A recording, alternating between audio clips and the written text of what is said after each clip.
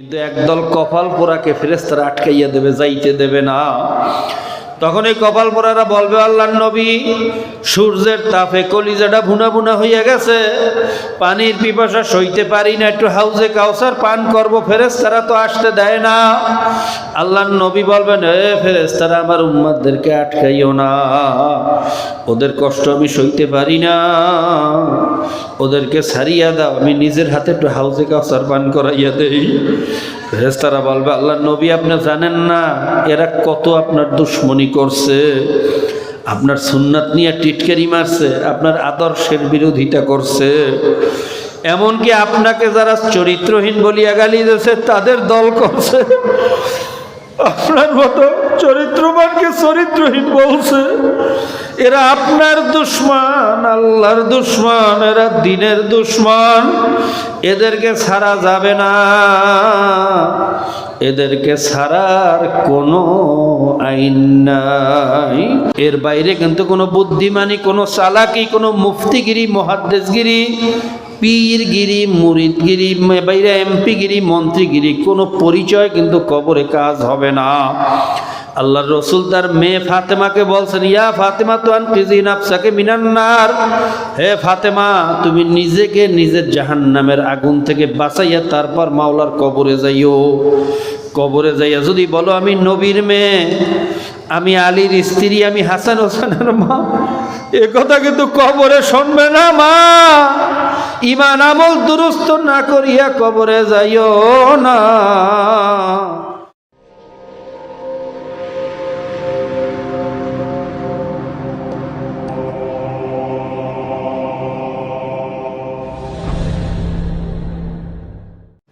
জিকিরের মজলিসে বসছি, যেই মজলিসকে আল্লাহ রাসূল সাল্লাল্লাহু আলাইহি ওয়াসাল্লাম বেহেশতের বাগানের সাথে তুলনা করছেন। কিসের বাগান? বলতে পারেন, হুজুর, বেহেশতের বাগান সে তো অনেক সুন্দর জায়গা,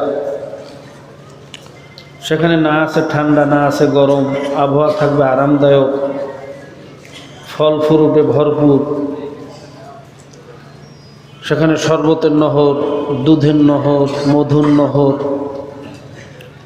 হাজার হাজার তলা বিশিষ্ট দালান কোঠা থাকবে, একটা ইট থাকবে স্বর্ণের, একটা থাকবে রূপার, জওয়াহের হওয়ার দ্বারা হবে তার গাঁথনি, একটা ফলের ভিতরে কমপক্ষে 70 রকমের মজা থাকবে। তো বেহেশতের বাগানের সাথে তো এই বাগানের কোনো মিল নেই। এখানে না আছে কোনো শরবতের নহর, বরঞ্চ আছে ডাস্টবিন আর ময়লার ড্রেন। কথা ঠিক না? এখানে ঠান্ডা আছে, গরম আছে, পোকামাকড়ের জ্বালা, মশার কামড় আছে, শত্রুর ভয় আছে, ব্যারাম পীড়া, অসুস্থতা আছে। বেহেশতের সাথে তো এই মজলিসের কোনো মিল নেই, বাহ্যিকভাবে আসলেই কোনো মিল নেই, আছে নাকি? কিন্তু আল্লাহর রসুল তো বলছেন যে জিকিরের মজলিসগুলো হলো বেহেশতের বাগান। কেন বলছেন? এর অনেক কারণ, অনেক ব্যাখ্যা হইতে পারে।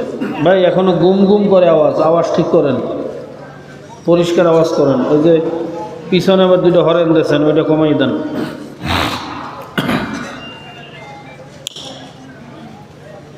আচ্ছা, আমরা যখন এক জায়গায় যাই, বাস স্ট্যান্ডে গেলে দেখবেন গাড়িওয়ালারা ডাকে, এই ঢাকা, এই ঢাকা, এই ঢাকা, ডাকে। আচ্ছা, গাড়ির ভিতরে গিয়া আরো বাড়াইয়েন না ভাই, কমান, কমাইলে আওয়াজ পরিষ্কার হইবে। গাড়ির ভিতরে গিয়া যদি কেউ ঢাকা তালাশ করে, যদি বলে ভাই আপনি বললেন এই ঢাকা, কই ঢাকা? আপনার গাড়ির ভিতরে তো আছে একটা ভাঙ্গা সিট, গাড়ির ভিতরে ঢাকা তালাশ করে পাওয়া যাবে না। তো সে যে বললো এই ঢাকা, মানে কি? এই গাড়িটা হলো ঢাকা যাওয়ার গাড়ি, এই কথা ঠিক না? এই গাড়িতে যদি আরোহণ করা যায়, ঢাকা পর্যন্ত যাওয়ার আশা করা যায়। ঠিক তো কোরআন এবং হাদিসের মজলিস, জিকিরের মজলিসগুলো হলো বেহেশতের বাগানে যাওয়ার একটা পরিবহন বা একটা গাড়ি। এই মজলিসের সাথে যদি সম্পর্ক রাখা যায়, জানি না কার উসিলায় আল্লাহ পাক রব্বুল আলামিন আপনার আমার জান্নাতের ফয়সালা করিয়া দিতে পারে। এই জন্য আল্লাহ রসুল সম্ভবত জিকিরের মজলিসকে বেহেশতের বাগানের সাথে তুলনা করছেন। ঠিক করছেন না ভুল করছেন? আল্লাহ রসুল সাল্লাল্লাহু আলাইহি সাল্লাম বলছেন,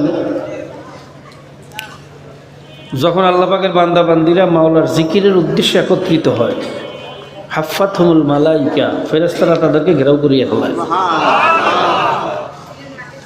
গশিয়াতহুমুর রাহমা ওয়া নাযালাত আলাইহিমুস সাকিনা, তাদের উপরে সাকিনা বর্ষণ হইতে থাকে, রহমত বর্ষণ হইতে থাকে। অন্য রওয়ায়াতের ভিতরে আসছে, একদল রহমতের ফেরেশতা শুধু দোয়া করতে থাকে, মাবুদ রে, যখন নিয়েই আসছো খালি হাতে ফিরাইও না।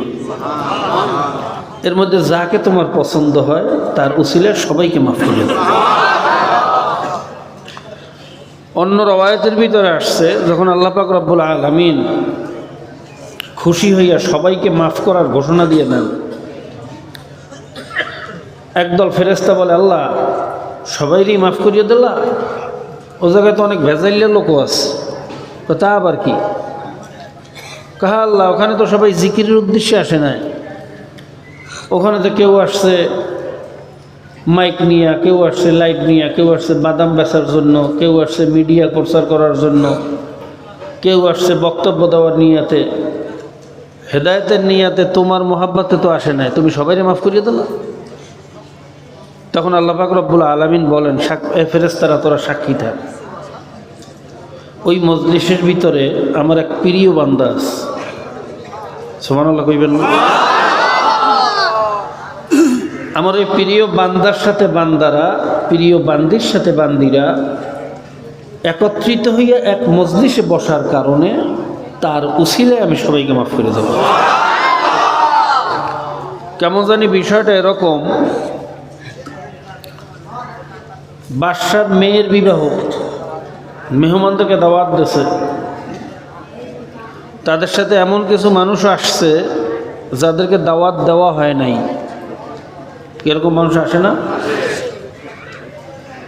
এর মধ্যে অনেক মানুষ আছে যারা সমালোচক, বাদশার বিরোধিতা করে, সমালোচনা করে, এরকম মানুষও আছে।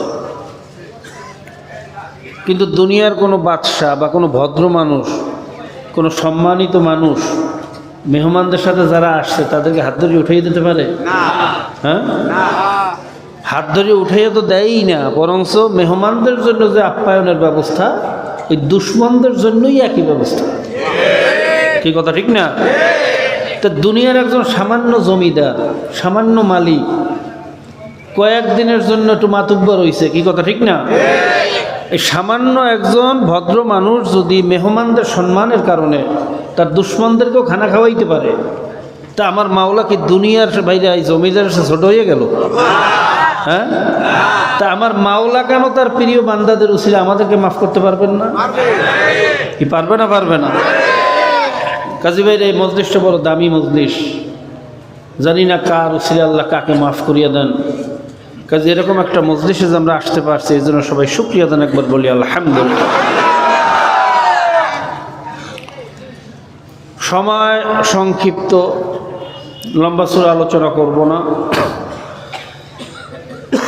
তাছাড়া আপনারা জানেন আমি আসলে কোনো ওয়াইজিনও না, বক্তাও না।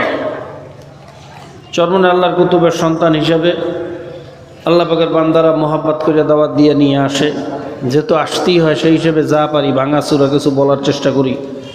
সবাই দোয়া করবেন আল্লাহ পাক রব্বুল আলামিন এমন কিছু কথা আমার জবান থেকে বের করুক, যেই কথার মাধ্যমে আপনার আমার দেশ ও জাতির সবার জন্য উপকার হয়। সবাই বলেন আল্লাহুম্মা আমিন। আসলে এত ওয়াজ, এত নসিহাত, এত চেষ্টা, এত ফিকির, এত তালিম, এত তাজকিয়া, এত হালকা জিকির, মাসিক ইজতেমা, সব গুজারি, এরপরেও মানুষ দিনের পথে আসে না। কারণটা কি? বাইরের অনেক কারণ হইতে পারে। কেউ চিন্তা করে অনেক মুসলমানের সন্তান আল্লাহর উপরে বিশ্বাস আছে, দিনকেও মোহাব্বত করে, কিন্তু চিন্তা করে এখন যদি দিন অনুযায়ী চলতে যাই তাহলে তো সুদের ব্যবসা করা যাইবে না, বেপরদা চলা যাবে না। কি কথা ঠিক না? পরের জমি ঠকাইয়ে খাই, এটা খাওয়া যাইবে না। মাপে কম দেয়, খাদ্যে ভেজাল দেয়, এই সমস্ত ভেজাল করা যাবে না। একদল আছে না? এই জন্য মুসলমানের সন্তান হওয়ার পরেও এরা ইসলাম এবং আল্লাহ রসুলের আদর্শের বিরোধিতা করে, মুসলমানের সন্তান। আরেক দল আছে যারা ইসলামের দুশ্মন, সরাসরি ওয়াহদানিয়াতের বিরোধিতা করে। প্রায় 650 উপরে মতবাদ বা ধর্ম এই দুনিয়ার মধ্যে আছে। কত? এক এক ধর্মের এক এক বিশ্বাস, এক এক ধরনের আকীদা। যেমন বাংলাদেশে মুসলমানদের পরে হিন্দুদের সংখ্যা একটু বেশি, অন্য ধর্মের মধ্যে মুসলমানদের পরেই হলো হিন্দুদের সংখ্যা। তাদের বিশ্বাস এবং আকীদা হলো এই দুনিয়ার ভিতরে আমরা যা কিছু করতেছি, যা কিছু খাইতেছি, এই প্রত্যেকটা বিষয়ের উপরে এক একজন দেবদেবী আছে। যেমন পানিতে ডুবাইয়া মারা না মারার ক্ষমতা বলে গঙ্গী দেবীর, নাউজুবিল্লাহ। শিক্ষিত হওয়া না হওয়ার ক্ষমতা সরস্বতীর, ধনী গরিব হওয়া না হওয়ার ক্ষমতা লক্ষ্মীর, সাপে কামড়াইয়া মারা না মারার ক্ষমতা মনসা দেবীর। এরা এরকম প্রায় 33 কোটি দেবদেবীকে বিশ্বাস করে। এক আল্লাহকে ওয়াহদানিয়তের উপরে তারা ঈমান আনে না, আল্লাহ পাককে একক ক্ষমতাশীল মনে। আর আমাদের আকীদা হলো না, সমস্ত ক্ষমতা যা কিছু আছে সব কিছুর মালিক হলো কে? জোরেগণকে। মুখ দিয়ে তো বললাম সব ক্ষমতার মালিক আল্লাহ, মুখ দিয়ে দাবি করলেই হবে? যুক্তি প্রমাণ লাগবে না? যুক্তি নেন। আচ্ছা, হিন্দুরা তো সবাই গঙ্গী দেবীর পূজা করে, মুসলমানরা কেউ করে না? করে। হিন্দুদের ছেলে সন্তান আত্মীয় স্বজন পানিতে ডুবিয়ে মরে না? মরে না?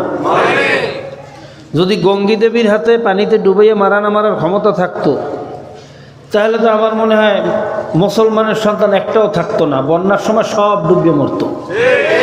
কি কথা ঠিক না? তাহলে বোঝা গেল পানিতে ডুবাইয়া মারা না মারার ক্ষমতা গঙ্গী দেবীর হাতে না, কার হাতে? হিন্দুরা সবাই সরস্বতীর পূজা করে, আমরা কেউ করি না। হিন্দুদের মধ্যে একেবারে বাইরে মুরুক্ষ, গণ্ড মুরুক্ষ আছে না নাই? মুসলমানের মধ্যে বড় বড় শিক্ষিত পণ্ডিত, বড় বড় ডক্টরেট ডিগ্রিওয়ালা দার্শনিক, এরকম জ্ঞানী গুণী মানুষ আছে না নাই? তাহলে বোঝা গেল শিক্ষিত হওয়া না হওয়ার ক্ষমতাও সরস্বতীর হাতে না, কার হাতে? হিন্দুরা সবাই লক্ষ্মীর পূজা করে, তাদের মধ্যে আর্তনিপীড়িত, একেবারে এক পয়সারও মালিক না, অসহায় আছে না নাই? মুসলমানদের মধ্যে বড় বড় কুটিপতি, শিল্পপতি, মিল ইন্ডাস্ট্রিজের মালিক, ধনাঢ্য আছে না নাই? তাহলে বোঝা গেল ধনী গরিব করা না করার মালিকও লক্ষ্মী না, কে? হিন্দুরা সবাই মনসা দেবীর পূজা করে, পূজা তো করি, আবার সাপ দেখলে মারে না, সাপ দেখলে সেবা দিয়ে পিছনের দিকে ভাগে, মা মনসা মা মনসা এরকম করতে করতে পিছনের দিকে ভাগে। কি জানেন আপনারা? সাপ দেখলে মারে না, সাপের পূজা করে, সাপের দুধ কলাও খাওয়ায়। আর মুসলমানরা সাপের পূজাও করি না, সাপ দেখলে না মারিয়া ঘরেও যাই না। যদি কোনো কারণে মারতে না পারি আফসোস করি, আরে আরেকটু আগে যদি লাঠিটা পাইতাম বেটা, একটা পিটন দিয়ে চিক করিয়া লাইতাম। কি আফসোস করি না? সাপের পূজাও করলাম না, সাপের দুধ কলাও খাওয়াইলাম না, সাপ দেখলে না মারিয়া ঘরেও গেলাম না। আচ্ছা বলেন তো, যদি মনসা দেবীর হাতে সাপে কামড়াইয়া মারা না মারার ক্ষমতা থাকতো, তাহলে মুসলমানের সন্তান একজনও সাপে না কামড়াইয়া ছাড়তো? সব কামড়াই মারতো না? বিশেষ করে আমরা যারা সমালোচনা করি, আমাদেরকে তো না কামড়াইয়া ছাড়তই। এই জায়গা দিয়ে নামে ওই জায়গায় যাওয়ার আগেই সাপে কামড়াইয়া দিত। আর ওরা যে এত পূজা করলো, এত দুধ কলা খাওয়াইলো, এরপরে সুযোগ পাইলে হিন্দুদের ছেলে সন্তান সাপে কামড়াইয়া মারে না? মারে না? এই কয়েকদিন আগেও আমাদের বাড়ির পাশে ভাইয়া এক হিন্দু আমাদের খুব ভালোবাসে, তার একটা মেয়েকে সাপে কামড়াইয়া মারছে। নাড়াপালার মধ্যে নাড়া আনতে গেছে, সাপে কামড়তেছে, দুনিয়া থেকে বিদায় হয়ে গেছে। তাহলে বোঝা গেল সাপে কামড়াইয়া মারা না মারার ক্ষমতার মালিক মনসা দেবী না, কে? সমস্ত ক্ষমতার মালিক কে? জোরেগণ কে? আরেক দল আছে গণতন্ত্রবাদী।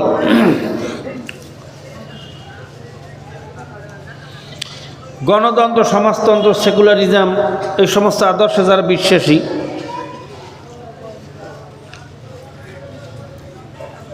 তাদের বক্তব্য হলো সমস্ত ক্ষমতার মালিক আল্লাহ না, সমস্ত ক্ষমতার মালিক হলো জনগণ।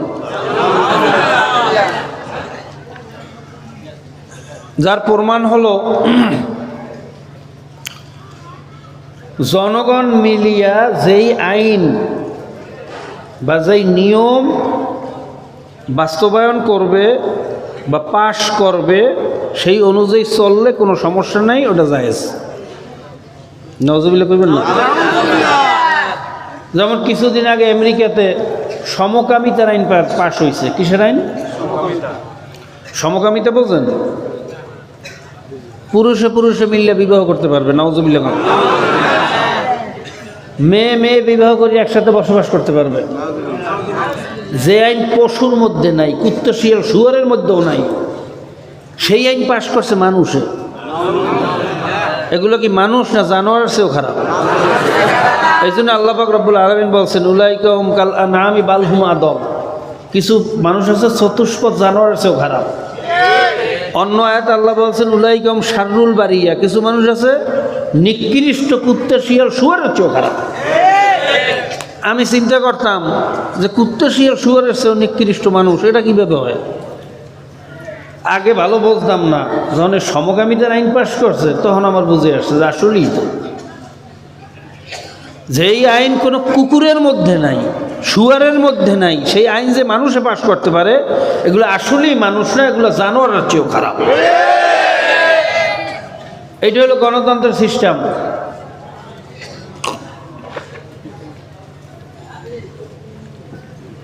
যেমন বাংলাদেশে আইন আছে, আপোষে মিললে মিশে যদি জেনা করে, কি করে? আপোষে উভয়ের সম্মতিতে যদি জেনা করা হয়, এতে কোনো দোষ নাই, এটা জায়েজ। কিন্তু 18 বছর হওয়ার আগে কোনো মেয়ের যদি বিবাহ দেওয়া হয়, এইটা না জায়েজ বাংলাদেশের আইন অনুযায়ী। এটা কি কথা কয় না? যদি 18 বছর হওয়ার আগে কোনো মেয়েকে কেউ বিবাহ দেয়, যে বিবাহ দেবে বাপ মায়ের বিরুদ্ধে মামলা হবে, জেলে যাবে। যে বিবাহ পড়াইবে সেই কাজী সাহেবের বিরুদ্ধেও মামলা হবে, যে সাক্ষী দেবে তার বিরুদ্ধেও মামলা হইবে। কিন্তু 16 বছরের মেয়েরা যে পতিতাবৃত্তি করতেছে, দেহ ব্যবসা করতেছে, সমকামিতা করতেছে, এর বিরুদ্ধে কোনো আইন নাই। এটা কি মুসলমানের আইন না কাফেরের আইন? জোরে বল। এই গণতন্ত্র বা ডেমোক্রেসি আলারা মনে করে যে আইন দেওয়ার মালিক হইল জনগণ, ক্ষমতার মালিক হইল জনগণ। আচ্ছা বলেন তো, আমরা হিন্দুদেরকে মুশরিক বলি, কারণটা কি? তাদের কিন্তু কাফের বলি না, কারণ তারা সৃষ্টিকর্তায় বিশ্বাস করে।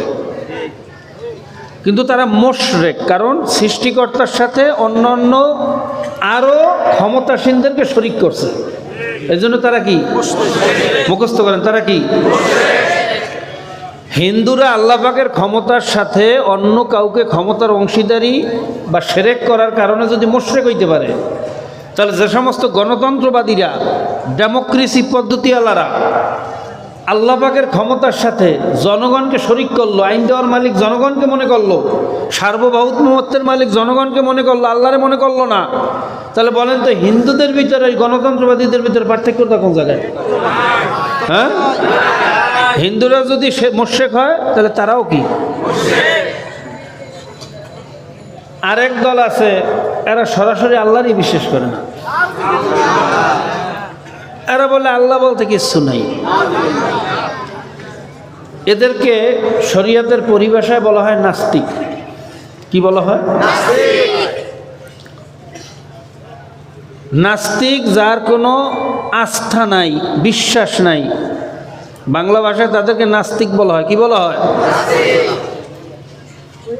নাস্তিকদের আকীদা হলো এই আসমান, জমিন, গ্রহ, নক্ষত্র, চন্দ্র, সূর্য যা কিছু আমরা দেখি সব কিছু প্রাকৃতিক গতিতে ন্যাচারালভাবে সৃষ্টি হয়েছে, বিগ ব্যাংয়ের থিওরি অনুযায়ী। কেউ বানায় না, সব নিজে নিজে হয়েছে। জোরে কর নাউযুবিল্লাহ। আচ্ছা বলেন তো, একটা জিনিস কেউ না বানাইলে নিজে নিজে হয়? জোরে কইয়েন। আচ্ছা এই মাইকটা যদি কেউ না বানাইতো নিজে নিজে হইতো? এই লাইটটা, এই চান্দিনাটা, তো দুনিয়ার একটা জিনিস কেউ না বানাইলে নিজে নিজে হয় না। আর এই আসমান, জমিন, গ্রহ, নক্ষত্র, চন্দ্র, সূর্য যা কিছু আমরা দেখি, যা গবেষণা করি, এক কোটি ভাগের এক ভাগও আবিষ্কার করা এখন পর্যন্ত সম্ভব হয় না। এই সব কিছু নিজে নিজে হয়ে গেল, কেউ বানাইলো না। কথা কয় না? আচ্ছা এরপরেও বলি, ধরিয়ে নিলাম আল্লাহ ফরজান নিজে নিজে হয়েছে, কয়েক সেকেন্ডের জন্য ধরিয়ে নিলাম। কিন্তু আমাদের একটা প্রশ্ন, যদি নিজে নিজেই হইয়ে থাকে, খুব ভালো করে খেয়াল করিয়ে না, নিজে নিজেই যদি হইয়ে থাকে, তাহলে এখন আরেকটা সূর্য, আরেকটা চন্দ্র নিজে নিজে হয় না? কা কথা বলে, আগে একবার নিজে নিজে হয়েছে, এখন আরেকবার হইতে পারে না? তা হয় না কেন? তাহলে বোঝা গেল নিজে নিজে হয় না, কেউ একজনে বানাইছে। সে কে? আরো করে বলেন কে? নাস্তিকরা বলে যদি আল্লাহ সব বানাইয়া থাকে তাহলে আল্লাহরে বানাইছে কেডা? ভাইরা প্রশ্নটা কিন্তু সোজা। আসলেই তো আল্লাহ যদি সব বানাইতে থাকে, আল্লাহরে বানাইছে কেডা? কিন্তু আমার প্রশ্ন হইল, যদি বলি যে আল্লাহরে বানাইছে খোদায়, প্রশ্ন শেষ? এরপর কি কইবে? যদি বলি খোদারে বানাইছে মাওলায়, প্রশ্ন শেষ? এরপর কি কইবে? এ প্রশ্ন শেষ হইবে কবে? তা যে প্রশ্ন শেষ নেই সেটা কোনো প্রশ্ন? জোরে কন। আমাদের যুক্তি কি? যেমন চাইরের আগে তিন, চাইরের আগে কি? তিনের আগে কি? দুইয়ের আগে কি? একের আগে কি? শূন্যর আগে কি? ঠিক তো।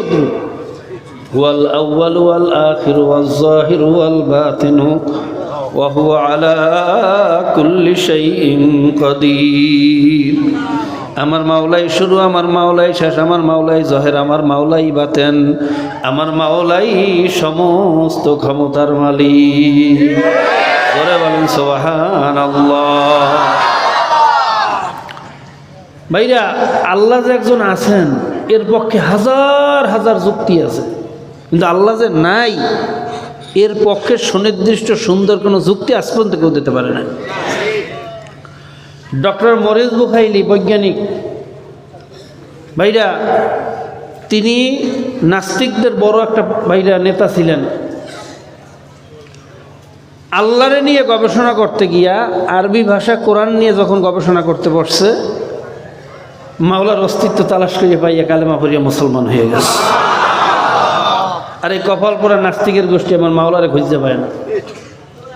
ভাইরা, আল্লাহ যে একজন আছেন, বর্তমান জমানায় তো কত কিছুই দেখা যায়।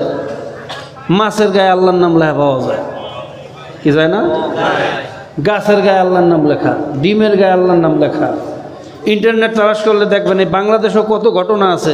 মোরগে ডাকে আল্লাহ আল্লাহ, কাকে ডাকে আল্লাহ আল্লাহ, কুকুরকে ডাকে আল্লাহ আল্লাহ। এবং যত জায়গায় পাওয়া গেছে আমার আল্লাহর নামই পাওয়া গেছে, কোনো জায়গায় ভগবান, গড আর ঈশ্বর পাওয়া যায় না। কি কথা ঠিক না? এরপরেও যাদের বুঝে আসে না তাদের জন্য সবচেয়ে বড় দলিল, সবচেয়ে বড় প্রমাণ হইল আমার মাওলার কালাম। কিভাবে দলিল হইল? আল্লাহ পাক রব্বুল আলামিন 1450 বছর আগে এই কোরআনুল কারীম নাজিল করিয়া চ্যালেঞ্জ দিয়েছেন। আলিফ লাম মিম যালিকাল কিতাবু লা রাইবা ফীহি। আমার এই কালামের মধ্যে কোনো ভুল নাই, কোনো সন্দেহ নাই। সবাই বলুন সুবহানাল্লাহ। ভাইরা, আজ পর্যন্ত কোনো বৈজ্ঞানিক, কোনো দার্শনিক, কোনো সায়েন্টিফিক, কোনো ডাক্তার, কোনো ইঞ্জিনিয়ার মাওলার কালামের সায়েন্সে, দর্শনে, আর্টসে, থিওরিতে, ফিলোসফিতে কোনো জায়গায় একটা সামান্য পরিমাণেও ভুল ধরতে পারে না। ইন কুনতুম ফি রাইবিম মিম্মা নাযালনা আলা আবদিনা ফাআতু বিসূরাতিম মিন মিসলিহি ওয়াদউ শুহাদাকুম মিন দুনিল্লাহি ইন কুনতুম সাদিকিন। আমার মাওলা কালামের ভিতরে আরো একটা চ্যালেঞ্জ দিতে আছেন, হে কাফের মুশরিক বেঈমান নাফরমানের দলেরা, তোদের যদি সন্দেহ হয় এই কালাম আমি মাওলার কালাম না, এই কালাম আমার নবী মুহাম্মদুর রাসূলুল্লাহ সাল্লাল্লাহু আলাইহি ওয়াসাল্লাম নিজেই নিজের হাতে লেখছেন, তাহলে তোরাও তো তার মতো মানুষ, তোদের এত বড় কালামের দরকার নাই, আমার কালামের সবচেয়ে ছোট্ট সূরার মতো একটা সূরা বানাইয়া দেখা। সবাই বলুন সুবহানাল্লাহ। ভাইরা, আজ পর্যন্ত কোনো বৈজ্ঞানিক, কোনো দার্শনিক, কোনো সাহিত্যিক মাওলার কালামের ছোট্ট সূরার মতো একটা সূরা বানাইতে পারে না। কথা ঠিক না বেঠিক? আমাদের শায়খ মুর্শিদ হযরত পীর সাহেব হুজুর চরমনায় নওয়ারাল্লাহু মারকাদাহু যুক্তি দিয়া বুঝানোর পরে বলতেন, বাবা তোমাদের সাথে আমাদের কোনো ঝগড়া নাই, কোনো বিবাদ নাই, কোনো তর্ক নাই, যদি মাওলার কালামের ভিতরে একটা সামান্য পরিমাণে ভুল ধরতে পারো, আমার মাওলার কালাম তো সায়েন্সে ভরা, দর্শনে ভরা, বিজ্ঞানে ভরা। কথা ঠিক না বেটি?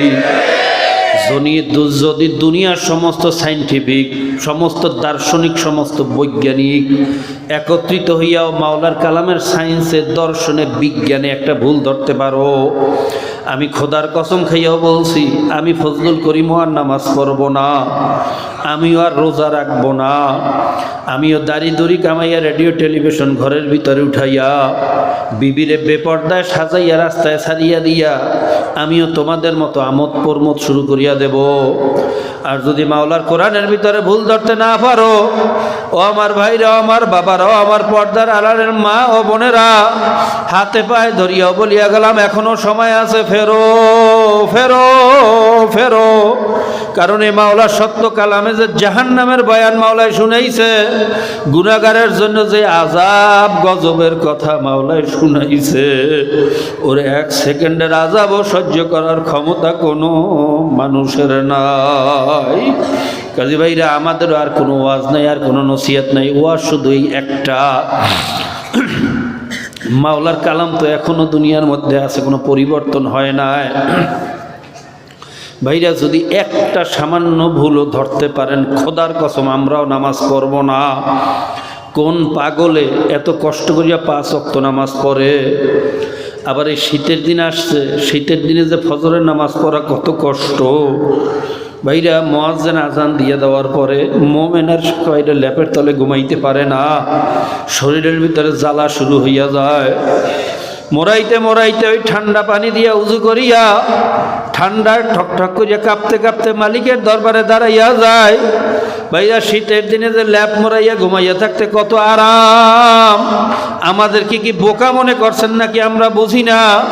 ভাইরা, বেপর্দা বেহায়া মহিলাদের সঙ্গে গল্প গুজবে যে নফসের মজা, আমাদেরও নফস আছে, আমরাও খুব ভালো করিয়া বুঝি। হারাম হালাল তমিজ না করিয়া চললে অল্প দিনে ভাইয়া পয়সার মালিক হওয়া যায়, আমরাও কিন্তু খুব ভালো করিয়া জানি। কিন্তু বারবার চিন্তা করিয়া দেখছি, যাই হোক, আমার মাওলার কোরআন সত্য সত্য সত্য, আর মাওলার কালাম যদি সত্য হইয়াই থাকে, অফি জাহান্নামা মিহাদু অমিন ফাওকিহিম গাওয়াশ। আমার মাওলা বলে, আমি জাহান্নামী বান্দা বান্দীদেরকে ভাইরা আসমান জমিন বরাবর মোটা একটা তোষকের ভিতরে শোয়াইয়া কোটি কোটি মন ওজনের একটা ল্যাপ দিয়া ঢাকিয়া, ভাইরা ওই ল্যাপের ভিতরে দুনিয়ার তুলা না, জাহান্নামের কাঠ কয়লা দিয়া ভরিয়া চতুর্পাশে প্যারাক মারিয়া ভালো করিয়া আটকাইয়া আল্লাহ পাক রব্বুল আলামিন জাহান্নামের ফেরেশতাদেরকে বলবেন, হে জাহান্নামের ফেরেশতারা, এখন ওই ল্যাপের মধ্যে একটু আগুন লাগাইয়া দে। দুনিয়াতে ওদের জন্য আমি এত এত লেপ্ত সুখের ব্যবস্থা রাখছি, কোনো পশু পাখির জন্য এত আরামের ব্যবস্থা রাখি নাই। ফেরেশতারা ওদের চোখের সামনে পশুগুলারে আমি কষ্ট দিয়ে পালছি, কারণ ওরা যেন পশুর কষ্ট দেখার পরে আমি মাওলার শুকরিয়া আদায় করে। ওদের ঘরের ভিতরে গরুগুলা যেইখানে খাইছে সেইখানেই পায়খানা পেশাব করছে, আরে সেই জায়গায় ঘুমাইয়া রইছে। সারা রাত্র মশার কামড়ে শুধু লেজ লড়াইছে, আর আমার একটু ঘুমাইতেও পারে না। ওরা বাছুরটা বান্ধে রাখছে, গরুর দুধ দোয়াইয়া খাইছে। শিশু বাছুর সারা রাত্র আমার দরবারে কাঁদছে, মালিক আমার কলিজা শুকাইয়া গেছে। শিশু বাছুরটা কাঁদছে, আমি আর কান্না চাইয়ে চাইয়ে দেখছি, কিছু বলি নাই। এই শক্তিশালী জানোয়ারটা আমি ওর গোলাম বানাইয়া দিছি। খা বান্ধা বান্ধি তোদের জন্যই বানাইছি, খা তোরা খাইয়ে না আমি মাওলার শুকরিয়া আদায় কর। না না, ইন্নাল ইনসানা লিরাব্বিহি লাকানুত, ওরা বড় নেমো খারাপ, ওদের ল্যাপের ভিতরে ভালো করিয়া আগুন লাগা। বাইরে আসলে আমরা নেমো খারাপ হইয়া গেছি। আরে ভাইরা, আমাদের চোখের সামনে কুকুরগুলা ঘুরতেছে, ময়লা আবর্জনা ডাস্টবিন থেকে খানা খাইতে আছে, পায়খানা পেশাব খাওয়াইয়া মাওলায় বাঁচাইতে আছে। শীতের দিনে যেই পোশাক, গরমের দিনে একই পোশাকে আছে। ঠান্ডায় থরথর থরথর করিয়া কাঁপে, চক্ষু দুইটা লাল হইয়া যায়, পশমগুলা দাঁড়াইয়া যায়। একটু আরামের জন্য কতক্ষণ দৌড়াইয়া চুলার পিঠে যায়, দেখে না চুলা গরম ঠান্ডা হইয়া গেছে, আরাম পায় না। দৌড়াইয়া নাড়াপালার মধ্যে যায়, দেখে না এখানেও ঠান্ডা মানে না। আবার দৌড়াইয়া পাতার মধ্যে যায়, দেখেন না এখানেও ঠান্ডা মানে না। সারা রাত্র শুধু পাগলের মতো দৌড়ায়, মাওলায় ওর কপালে একটু শান্তি লেখে না। কারণ আমরা যেন এই কষ্ট দেখার পরে মাওলার দরবারে সেজদায় পড়িয়া কান্দি, মালিক তুমি তো ইচ্ছা করলে আমাকে এরকম গরু ছাগল কুত্তা শিয়াল শুয়ারের মতো পালতে পারতো। মালিক তোমার কত রহমত, তোমার কত দয়া, মালিক তুমি আমাকে মাফ করিয়া দাও। কিন্তু না না, ওরা বড় নেমো খারাপ, ওরা আমি মাওলার শুকরিয়া আদায় করে না। এ ফেরেশতারা আরো আগুন লাগা লাগা। বাইরে যখন এই ল্যাপটপের ভিতরে আগুন লাগাইয়া দেওয়া হইবে, গুনাহগার বান্দাবান্দি কেঁচুয়ার মতো শুধু মোরাইতে থাকবে আর চিল্লাইতে থাকবে, আল্লাহ সহ্য করতে পারবে না। আল্লাহ হাদিসের ভিতরে আসছে, কিয়ামতের ময়দানে জাহান্নামী বান্দাবান্দিরা আযাব সহ্য করতে না পারি এমন ভাবে চিৎকার মারবে, ওই চিৎকারের আওয়াজ যদি দুনিয়ার কোনো মানুষের কানে ঢোকে, কানের পর্দা ফাটিয়া চরচর করে রক্ত বাহির হওয়া শুরু হইয়া যাইবে। গুনাহগার বান্দাবান্দি সহ্য করতে পারবে না। আল্লাহ কিয়ামতের ময়দানে আল্লাহ ভাইরা জাহান্নামকে আল্লাহ পাক রব্বুল আলামিন 500 বছর আগুন দিয়া জ্বালানোর পরে যখন আগুন ধাউ ধাউ ধাউ ধাউ করিয়া হাত্তা মারো, আগুনটা লাল টকটকে আগুন হইয়া যাইবে, আল্লাহ পাক রব্বুল আলামিন বলবেন, এ ফেরেশতারা এই আগুনে হবে না, আগুনের তেজ আরো বাড়া। আবার 500 বছর তাও দেওয়ার পরে হাত্তা বিয়াজ ভাইরা আগুনটা সাদা ধবধবে আগুন হইয়া যাইবে। আল্লাহ পাক রব্বুল আলামিন বলবেন, এ ফেরেশতারা এই আগুনে হবে না, আগুনের তেজ আরো বাড়া। আবার 500 বছর তেজ করার পরে ভাইরা আগুনটা কালা অন্ধকার, আমাবস্যার চেয়ে ঘুটঘুটটা হাত্তা সোয়াদাত, আগুনটা আমাবস্যার অন্ধকারের মতো হইয়া যাইবে। ওই আগুন এমন তেজের আগুন হবে, নারুল্লাহিল মুকাদাতুল্লাতি তাত্তালিউ আলাল আফইদা, শরীরের যে কোনো অঙ্গে লাগার সঙ্গে সঙ্গে কলিজা পর্যন্ত তেজ পুষিয়া যাইবে। আল্লাহ আল্লাহ মাবুদ রে, আমাদেরকে এই ভয়ঙ্কর আযাব থেকে মাফ করিয়া দাও। কিয়ামতের ময়দানে গুনাহগারদেরকে দেখার পরে জাহান্নাম খাওয়ার জন্য পাগল হইয়া যাইবে। এক একটা শিকলের সাথে 70,000 ফেরেশতা জাহান্নামকে টানিয়ে রাখতে পারবে না। যখন জোর করিয়া পিছনের দিকে টানিয়ে ধরবে, জাহান্নাম বাধা পাইয়া গুরিম গুরিম আওয়াজ করা শুরু করবে, ক্ষুধার্ত বাঘের মতো হুঙ্কার মারতে থাকবে। ভাইরা, জাহান্নামের আওয়াজে কিয়ামতের ময়দানটা থর থর থর থর থর থর করে কাঁপবে। ওদিকে ফেরেশতারা ইউরাফুল মুজরিমুনা বিসীমাহুম ফায়ুখাযু বিন-নওয়াসি ওয়াল আকদাম, গুনাহগারদেরকে দেখার সঙ্গে সঙ্গে চিনিয়া ফেলাইবে, এটা সুদ করে, এটা ঘুষ করে, এটা মদ করে, এটা জেনাখোর। পাও এবং মাথার দিকে খপ করিয়া ধরিয়া উল্টা দিকে ভাঁজ করিয়া হাড়গুলারে কটমট করিয়া ভাঙ্গিয়া ফিক্কা ফিক্কা জাহান্নামের ভিতরে ফেলাইতে থাকবে। এই অবস্থা দেখার পরে ওদিকে আল্লাহ পাক রব্বুল আলামিনের কখারিয়া সূরা লিমানিল মুলকুল ইয়াউম লিল্লাহিল ওয়াহিদিল কহ্হার, আল্লাহ পাক রব্বুল আলামিন গোস্বা ভরা সূরা দিয়া বিচারকের ইজলাসে বসিয়া ঘোষণা দেবে, আমতাজুল ইয়াউমা আইয়ুহাল মুজরিমুন, হে খবিসের গোষ্ঠী, আজকে আমার বান্দাদের থেকে, প্রিয় বান্দাদের থেকে আলাদা হইয়া যাও। দুনিয়াতে বসে আমার প্রিয় বান্দাদের সাথে এক মজলিসে বসছো, একসাথে চলছো, আজকে এই ময়দানে একসাথে থাকতে পারবি না, আলাদা হইয়া যাও। এই অবস্থা দেখার পরে সমস্ত নবীরা পর্যন্ত ভয় পাইয়া যাইবে। সমস্ত নবীরা সেজদায় পড়িয়া কানবে, মাবুদ রে আমাকে বাঁচাও, আমাকে বাঁচাও। ওয়াকুলু মূসা কালিমুল্লাহি নাফসি নাফসি, ঈসা রূহুল্লাহি নাফসি নাফসি, ইব্রাহিম খলিলুল্লাহি নাফসি নাফসি। সমস্ত নবীরা বলবে, মাবুদ রে জাহান্নামের যে অবস্থা, বড় ভয় লাগে, কখন জানি থাবা মারিয়া বসে। মাবুদ রে আমাদেরকে বাঁচাও। ইয়াউমা ইয়াফিরুল মারউ মিন আখিহি ওয়া উম্মিহি ওয়া আবিহি ওয়া সাহিবাতিহি ওয়া বানি, ভাই ভাইকে বলবে আমি তোরে চিনি না। সন্তান মায়ের কাছে যাইবে, মা তুমি আমাকে নেকি দাও, আমারে বাঁচাও। মা বলবে তোরে আমি চিনি না, তুই আমার সন্তান না। সন্তান বলবে, মা তোমারে আমি চিনি না। কেউ কাউকে পরিচয় দেবে না, সবাই নিজেরে নিয়ে ব্যস্ত হইয়া যাইবে। ঠিক সেই মুহূর্তে আমাদের নবী আল্লাহ কেমন নেতা, কেমন মহান, কেমন আদর্শবান, তিনি সেজদায় পড়িয়া কাঁদবে, রব্বি হাবলি উম্মতি, মাবুদ রে আমার উম্মতকে বাঁচাও, আমার উম্মতকে বাঁচাও। নিজের কথা মনে থাকবে না। আল্লাহর নবী যখন সেজদায় পড়িয়া উম্মতের জন্য কান্নাকাটি শুরু করিয়া দেবেন, দোস্তের কান্না দোস্তে সহ্য করতে পারে না। আল্লাহ পাক রব্বুল আলামিনের রহমতের দরিয়ায় জোশ মারিয়া যাইবে। আল্লাহ পাক রব্বুল আলামিন বলবেন, ইশফা তুশাফা, এ নবী আপনি যারে শাফায়াত করবেন তারই মাফ করিয়া দেব। আমি সহ্য করতে পারি না, আপনি তাড়াতাড়ি সেজদার থেকে মাথা উঠান, আপনার কান্না আমি সইতে পারি না।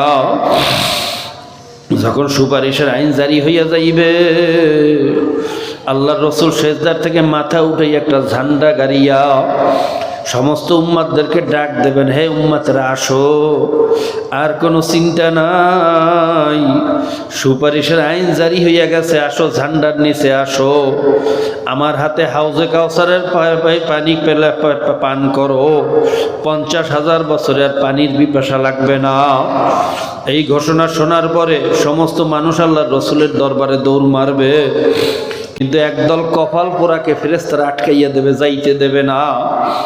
তখন এই কপাল পোড়ারা বলবে, আল্লাহর নবী সূর্যের তাপে কলিজাটা ভুনা ভুনা হইয়া গেছে, পানির পিপাসা সইতে পারি না, একটু হাউজে কাউসার পান করব, ফেরেশতারা তো আসতে দেয় না। আল্লাহর নবী বলবেন, হে ফেরেশতারা আমার উম্মতদেরকে আটকাইও না, ওদের কষ্ট আমি সইতে পারি না, ওদেরকে ছাড়িয়া দাও, আমি নিজের হাতে একটু হাউজে কাউসার পান করাইয়া দেই।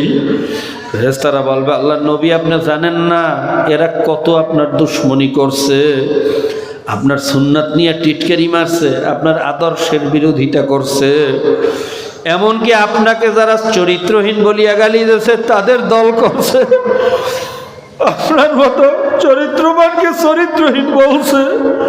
এরা আপনার দুশ্মন, আল্লাহর দুশ্মন, এরা দ্বীনের দুশ্মন, এদেরকে ছাড়া যাবে না, এদেরকে ছাড়ার কোনো আইন নাই। এই কথা শোনার পরে আল্লাহর রসুলের কলিজার ভিতরে কষ্ট লাগিয়া যাইবে। আরে যেই উম্মতের জন্য সারাটা জীবন মাওলার দরবারে খালি কাঁদছি, আল্লাহ রসুল উম্মতের চিন্তায় চিন্তায় কানতে কানতে অল্প বয়সে দাড়ি চুল পাকাইয়া ফেলাইছে। এমনভাবে কান্না শুরু করতেন যার জন্য আগিলাপি ছিল সমস্ত গুনাহ মাফ। যে বেহেশতে প্রবেশ না করলে কোনো নবী রাসূল বেহেশতে যাবেন না। ভাইরা, আল্লাহর পরই যার স্থান, আল্লাহর পরই যার সম্মান, তিনি সারা জীবন এমন কান্দা কাঁদছেন। মা আয়েশা রাদিয়াল্লাহু তাআলা আনহা বলতেন, আল্লাহর রাসূল যখন মাওলার দরবারে দাঁড়াইতেন এমনভাবে কান্না শুরু করতেন, মনে হয়তো হালকা বৃষ্টি শুরু হয়ে গেছে, top top top top top top করে চক্ষু দিয়ে পানি পড়তে থাকে। সারাটা জীবন শুধু উম্মতের জন্য মাওলার দরবারে কাঁদছেন। সেই নবীর বিরুদ্ধে যখন গালি দেওয়া হয়েছে, শোনার পরে আল্লাহর হাবিবের কলিজায় কষ্ট লাগিয়ে যাইবে। আল্লাহর নবী তখন বলবেন, সুহকান সুহকান সুহকান, দূর হ, আবার চোখের সামনে থেকে সরিয়া যা, তোরা আমার উম্মত না, তোরা আমার থেকে দূরে ভাগিয়া যা। ভাইয়া, খোদা না গাছটা ওই কিয়ামতের ময়দানে যদি আমার নবীর দরবার থেকেও তারাইয়া দেয়, আর কার দরবারে যাবা বাবা, আর কিন্তু কোনো জায়গা পাওয়া যাবে না। কাজী পায়ে হাত দিয়েও বলিয়া গেলাম, বাবা এখনো আমার মাওলারে চেনো, আমার মাওলার বাইরা আল্লাহ আমার নবীরে চেনো, আমার নবীর মোহাব্বত অন্তরের ভিতরে ঢুকাও। আর আল্লাহর নবীর মোহাব্বতের সবচেয়ে বড় প্রমাণ হইল, মান আহাব্বা সুন্নতি ফাকাদ আহাব্বানি ওয়া মান আহাব্বানি কানা মাই ফিল জান্নাহ। আল্লাহর রাসূল মাপকাঠি বলিয়া দিয়েছেন, যে আমার সুন্নতকে মোহাব্বত করবে সেজন্য আমি নবীরে মোহাব্বত করলো, আর যে আমি নবীকে মোহাব্বত করবে সে আমি নবীর সাথে জান্নাতে চলিয়া যাইবে। কাজী বাবা, যারা সুন্নাত নিয়ে টিটকারি মারো, সুন্নাতকে গুরুত্ব দাও না বাবা, সুন্নাতকে ছোট মনে করা যাবে না। সুন্নাতের অনেক বাইরা দাম, অনেক মূল্য। সুন্নাতের আমল ছাড়া আল্লাহর রসুলের খাঁটি উম্মত হওয়া সম্ভব না। কাজী বারে হাতে পায়ে ধরিয়াও বলিয়া গেলাম, এখনো যারা মাওলাকে চেনো নাই, মাওলাকে চেনার বাইরা চেষ্টা করো।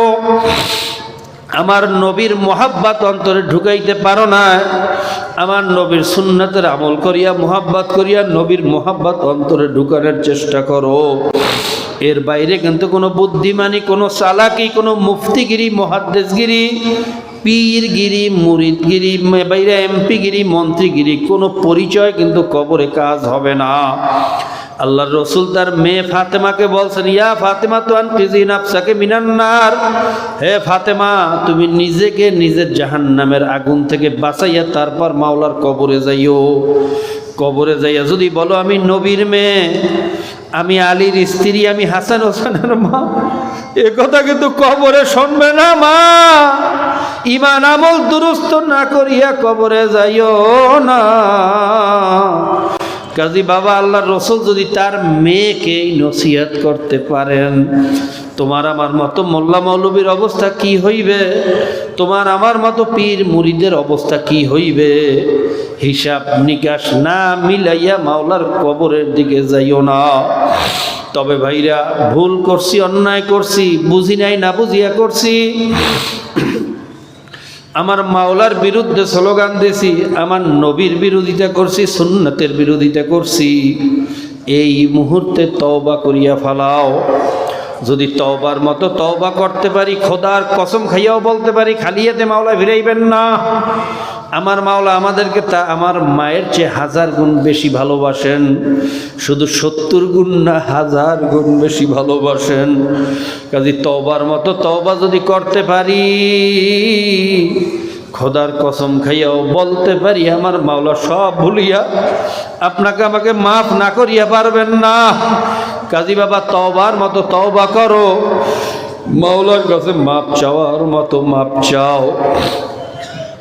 ভাইরা, আমার মাওলা কেমন দয়ার, ছোট্ট একটা ঘটনা বললেই শেষ করব। কারুনের নাম তো আপনারা সবাই শুনছেন, বড় মুজরিম ছিল, যাকাতকে অস্বীকার করছিল, নবী মুসা আলাইহিস সালামের বিরোধিতা করত। তার সবচেয়ে বড় আরেকটা অপরাধ ছিল, নবী মূসার বিরুদ্ধে সে জেনার তোহমাত লাগাইছে। জোরে কোন নাউজুবিল্লাহ। নবী মূসা আলাইহিস সালামের বিরুদ্ধে যখন জেনার তোহমাত আসছে, নবী মূসার রাগে এবং লজ্জায় বাইরে ঘরের থেকেও বাহির হইতে পারে না। মাওলার দরবারে সেজদা করে কান্দে, মালিক কি অন্যায় করলাম, কি অপরাধ করলাম, এত বড় মিথ্যা তোহমাত আমার বিরুদ্ধে, আমি এখন মানুষের সামনে মুখ দেখাইতে পারি না। মালিক তোমার কাছে ফয়সালা দিলাম, তুমি আর বিচার করো। আল্লাহ পাক রব্বুল আলামিন বলেন, হে নবী মূসা, জমিন তোমার তাবে করিয়া দিলাম, এখন তুমি যা হুকুম করবা, যা বিচার করবা, সেইটাই বাস্তবায়ন হবে। সবাই বলুন সুবহানাল্লাহ। মূসা আলাইহিস সালাম এই ক্ষমতা অধিষ্ঠিত হইয়া বিচারকের এজলাসে বসিয়া জমিনকে হুকুম করলেন, ইখতাসিবে, হে জমিন, কারণ কোথায় আছে ওরে ধরিয়া জমিনের নিচে ঢুকাইয়া দাও। হুকুম করার সঙ্গে সঙ্গে জমিন খাটো হইয়া কারণ সামনে উপস্থিত হইয়া গেছে, হাঁটু পর্যন্ত জমিনের নিচে ঢুকিয়া গেছে। কারণ বিপদ দেখিয়া বলে, মূসা আমি ভুল করছি, অন্যায় করছি, আমাকে তুমি মাফ করিয়া দাও। মূসা আলাইহিস সালাম রাগে থরথর করিয়া কাঁপতেছেন। ভাই আপনারা জানেন, ইতিহাসের ভিতরে আছে, নবীদের ভিতরে সবচেয়ে বেশি রাগী নবী ছিলেন নবী মূসা। তিনি যখন রাগ হইতেন চেহারা লাল হইয়া যাইত, মাথার চুল এমনভাবে দাঁড়াইয়া যাইত, পাকড়ির ফাঁক দিয়া বাহির হইয়া যাইত, চক্ষু দুইটা লাল হইয়া যাইত, বাইরে শরীর থরথর করিয়া কাঁপত। তার রাগান্বিত চেহারা দেখলে অনেক মানুষ বেহুশ হইয়া যাইত। এত রাগী নবী ছিলেন নবী মূসা। তিনি রাগে থরথর করিয়া কাঁপতেছেন আর জমিনকে বলতেছেন, হে জমিন, ওরে আরো নিচের দিকে নিয়ে যাও। কোমর পর্যন্ত ভাইরা মাটির নিচে ঢুকিয়া গেছে। কারণ বলে, ও নবী মূসা, আমি ভুল করছি, আমাকে তুমি মাফ করিয়া দাও।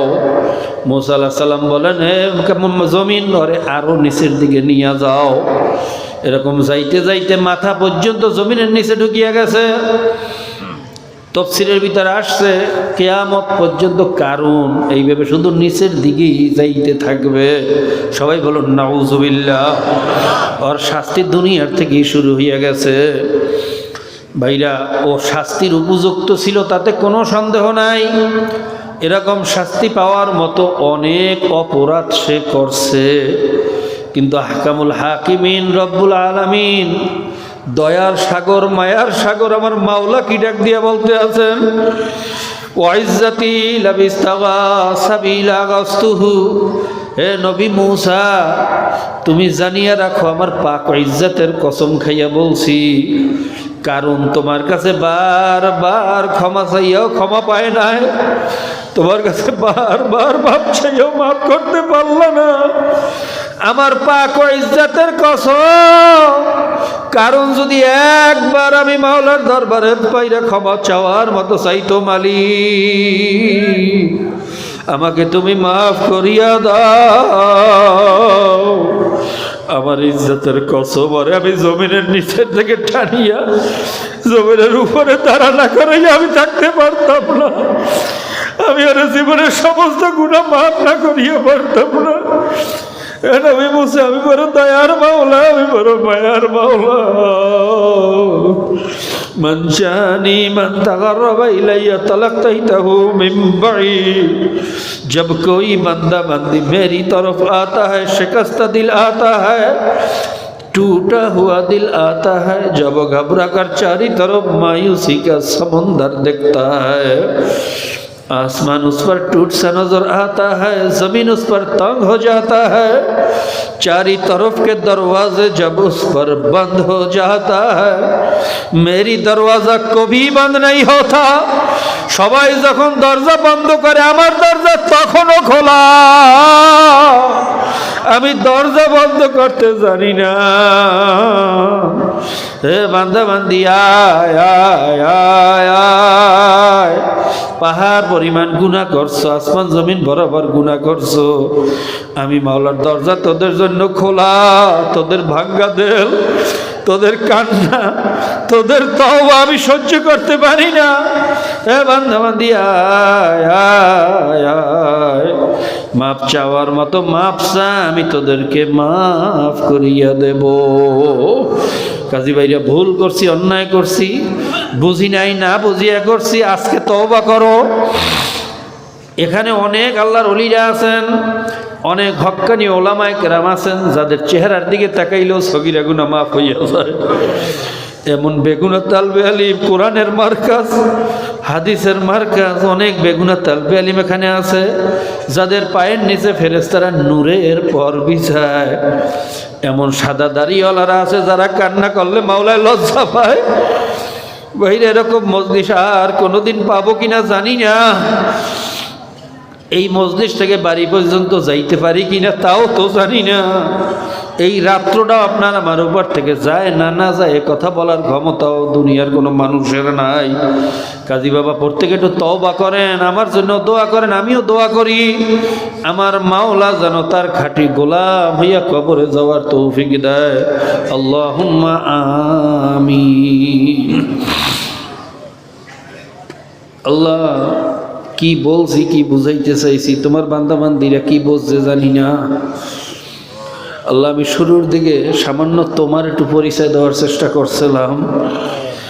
আমার মতো গোলামের দ্বারা মালিকের পরিচয়, পিপিলিকা কোনোদিন পাহাড়ের পরিচয় দিতে পারে না, গোলাম কোনোদিন মালিকের পরিচয় দিতে পারে না। তোমার পরিচয় তুমি সবার কাছে দিয়া দাও, তোমার মোহাব্বত সকলের অন্তরে ঢুকাইয়া দাও। তোমার না চিনাইয়া একটা মানুষকে দুনিয়ার থেকে বিদায় দিও না। ইয়া আল্লাহ, আমি শেষের দিকে তোমার মাফিয়া, তোমার বড়াইয়া, তোমার দয়া, তোমার মায়া সম্পর্কে কিছু বোঝানোর চেষ্টা করছি। তোমার মায়া, তোমার দয়া আমি কিভাবে বুঝাবো, বোঝানো সম্ভব না। তোমার দয়া দিয়ে, তোমার মায়া দিয়ে আমাদেরকে মাফ করিয়া দাও।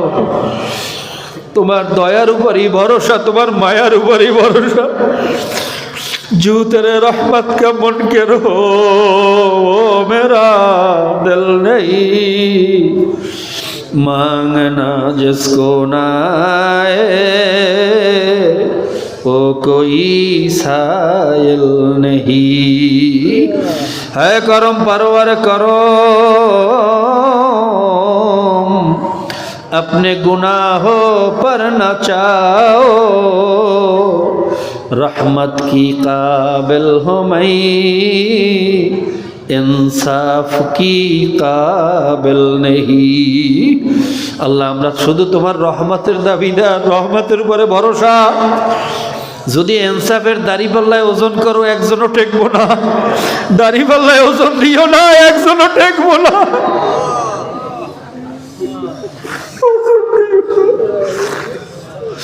ওজন দিও না, তোমার দয়া দিয়া মায়া দিয়ে আমাদেরকে মাফ করিয়া দাও। তোমার খাঁটি গোলাম হওয়ার তৌফিক দিয়া দাও। জানি না কে কোন নিয়তে এখানে আসছে, করবে কি ব্যথা, কার দিলে কি ব্যথা, কি জ্বালা আমি তো জানি না, তুমি তো জানো। ইন্নাহু আলিমুম বিজাতিস সুদূর, তুমি তো কলবের খবরও জানো। আল্লাহ, সকলের দিলের ব্যথা জ্বালাগুলো তুমি দূর করিয়া দাও। অনেকে নিয়াত করে আসছে আজকে মাহফিলে গিয়া ওলামায়ে কেরামদের সাথে, জাকিরিন শাকিরিনদের সাথে মায়ের জন্য একটু দোয়া করব, বাবার জন্য দোয়া করব। আল্লাহ, জানি না আমার মতো মা বাবা হারা কতজন সন্তান এখানে আছে, মাও নাই বাবাও নাই, অন্ধকার কবরে শুইয়া আমাদের দিকে এতিমের মতো চাইয়ে থাকে। আমরা দোয়া করলাম, রব্বির হামহুমা কামা রব্বায়ানি সগীরা। আমাদের মা বাবারা ছোটবেলায় যেভাবে আমাদেরকে ভালোবাসছে, নিজে না খাইয়া সন্তানের খাওয়াইছে, নিজে ভিজা জায়গায় ঘুমাইছে, সন্তানের শুকনো জায়গায় ঘুম পড়াইছে, সন্তানের না খাওয়াইয়া বাবা মা খাইতে পারে না। ওই ছোটবেলায় তারা আমাদেরকে যেভাবে ভালোবাসছে তার চেয়ে কোটি গুণ বেশি ভালো তাদেরকে তুমি বাসো, তার চেয়ে কোটি গুণ মোহাব্বত তাদেরকে তুমি করো। আল্লাহ সারা দুনিয়া ইসলাম এবং মুসলমান বড় বিপদে। মুসলমানের রক্ত পানির চেয়েও কম দাম হয়ে গেছে। মুসলমানের রক্ত নিয়ে কাফের মুশরিকরা তামাশা করে, হোলি খেলে। সিরিয়ায় আহারে দুধের শিশুদের চেহারার ভিতরে রক্তের দাগ, মায়ের কলিজা ফাটা চিৎকার, সন্তান হারা মায়ের কান্না, মা বাবা হারা সন্তানের কান্না সহ্য করতে পারি না। আল্লাহ ওই জালেমদেরকে হয়তো হেদায়েত করো, নয়তো ধ্বংস করিয়া দাও। ওই জালেমরা জুলুম করতেছে মুসলমানদের উপরে, ইসলামের বিরুদ্ধে ষড়যন্ত্র করতে আছে। আমরা বুঝি না, বোঝার তৌফিক দিয়া দাও। ওমাকারু ওমাকার আল্লাহ, আল্লাহু খায়রুল মাকিরিন। আল্লাহ সব ষড়যন্ত্র তুমি ধ্বংস করিয়া দাও। মুসলমানদেরকে ইসলাম বোঝার তৌফিক দাও। মুসলমান ইসলাম বোঝে না, ইসলামের কি মজা, ইসলাম যে কত সুন্দর, মুসলমানের সন্তানেরা বোঝে না, বোঝার তৌফিক দিয়া দাও। খাঁটি মুসলমান না বানাইয়া দুনিয়া থেকে বিদায় দিও না। আল্লাহ এই মাদ্রাসাকে কিয়ামত পর্যন্ত কবুল করিয়া নাও। এই মাদ্রাসা মসজিদ তোমার এবং তোমার হাবিবের ঘর, এই তোমার হাবিবের মার্কাজ মাদ্রাসা, তোমার ঘর মসজিদ কিয়ামত পর্যন্ত কবুল করিয়া নাও। এর সকল হাওয়ায়েজ তোমার গায়বী খাজানা থেকে পুরা করিয়া দাও। এখান থেকে খাঁটি ওয়ারাসাতুল আম্বিয়া তৈয়ার হওয়ার ব্যবস্থা করিয়া দাও। খাঁটি ওয়ারাসাতুল আম্বিয়ার বড় অভাব, খাঁটি ওয়ারাসাতুল আম্বিয়ার বড় অভাব। ওয়ারাসাতুল আম্বিয়া তৈয়ার হওয়ার ব্যবস্থা করিয়া দাও। যাদের রসিলে মাহফিল হয়েছে, যারা চেষ্টা করছে, খাটনি করছে, আল্লাহ তোমার ফয়সালা বৃষ্টি হওয়া, বৃষ্টিকে উপেক্ষা করিয়াও যারা মাহফিলে উপস্থিত হয়েছে, দূর দূরান্ত থেকে পর্দার আড়াল থেকে যত মা বোনরাও শরীক হয়েছে, সকলের উপর তোমার খাস রহমত নাজিল করিয়া দাও। ওয়াসাল্লাল্লাহু তাআলা আলা খাইরি খালকিহি মুহাম্মাদিন ওয়া আলিহি ওয়া আসহাবিহি আজমাইন আরহামনা মাআহুম ওয়া সালামুন আলাল মুরসালিন আলহামদুলিল্লাহি রাব্বিল আলামিন।